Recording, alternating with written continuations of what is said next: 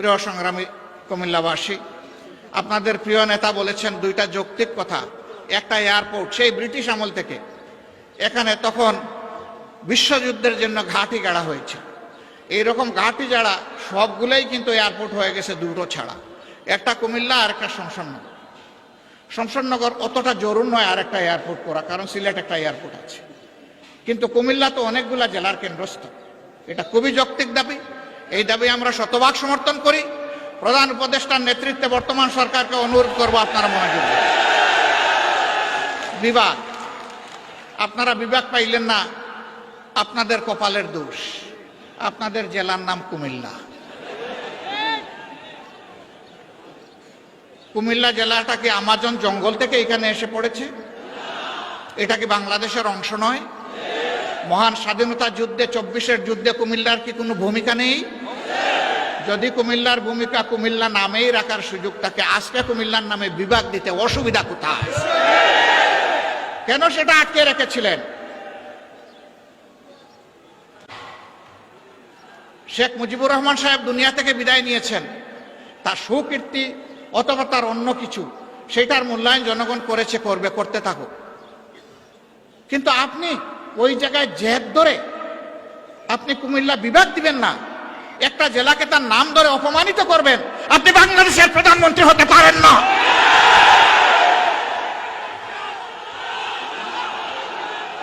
বাংলাদেশের যিনি প্রধানমন্ত্রী হবেন, তাকে বাংলাদেশের প্রতি ইঞ্চি জমিকে সম্মান করতে হবে।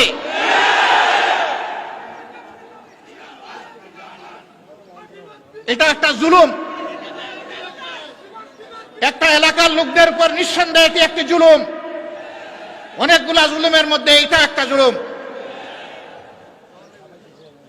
আমরা বর্তমান সরকারকে অনুরোধ করব, তার তো সব কিছুই রেডি আছে, আপনারা মেহেরবানি করে তাদের এই হক পাওনাটা কুমিল্লাবাসীকে দিয়ে দেন।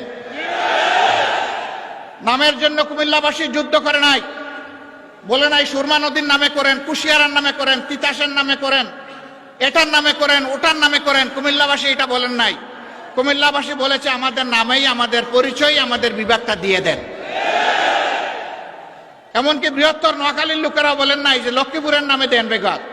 তারা বলে নাই যে আপনারা নোয়াখালীর নামে দেন, ফেনীর নামে দেন, তাও তারা বলে নাই। তাহলে তারা যদি কেউ না বলে কুমিল্লার নামে বিভাগ হবে না কেন? এ বিভাগ হওয়া উচিত। বরঞ্চ আরেকটা কারণে হওয়া উচিত, যে একটা নামের প্রতি অপমান করা হয়েছে, যত তাড়াতাড়ি পারেন দিয়ে সম্মানটা ফিরিয়ে দেন। আমরা এমন একটা বাংলাদেশ গঠন করতে চাই, যেই বাংলাদেশে কোনো বৈষম্য থাকবে না। আপনারা সবাই রাজি আছেন, কিন্তু আমাদের স্টেজের লোকেরা রাজি না। কারণ আপনারা নিচে বসে আছেন সাধারণ চেয়ারে, ওনারা দামি চেয়ারে এখানে বসে আছে। তার মাঝে আবার তিনটা দেখেন ডিস্টিংগুইশড, ওইটার হাইট আরো বেশি। আইসা দেখি যে এই তিনটাতে আবার বিছানো আছে, কি বলে জানি, টাওয়াল দেওয়া আছে। তো আমি বৈষম্য বেশি দূর করতে পারি নাই, প্রথমে আমার টাওয়ালটা ফেলে দিছি। আগামীতে এই ধরনের কোনো আয়োজন হলে সকল চেয়ার সমান থাকবে ইনশাআল্লাহ। যে চেয়ার নিচে থাকবে, দেখার স্বার্থে যদি একটা স্টেজ লাগে, তাইলে সেই চেয়ারটাই উপরে থাকবে ইনশাআল্লাহ। আপনারা সবাই রাজি আছেন? আপনারা তো রাজি থাকবেন, ওনারা রাজি কিনা? ওনারাও রাজি আছে, আলহামদুলিল্লাহ। তাইলে আমরা উভয় পক্ষ রাজি যে আমরা সকল ক্ষেত্রে বৈষম্যহীন চলবো ইনশাআল্লাহ। তবে এটা ঠিক যে যার যার রুচি মতো চলবো। যেমন আমার গায়ে একটা সদরিয়া বা একটা কোটি আছে, তাই বলে সবাইকে কোটি পরতে হবে না। ব্লেজার যার পছন্দ তিনি ব্লেজার পরবেন, শীতের দিনে সোয়েটার, গ্লাভ, চাদর যার পছন্দ তিনি তাই পরবেন।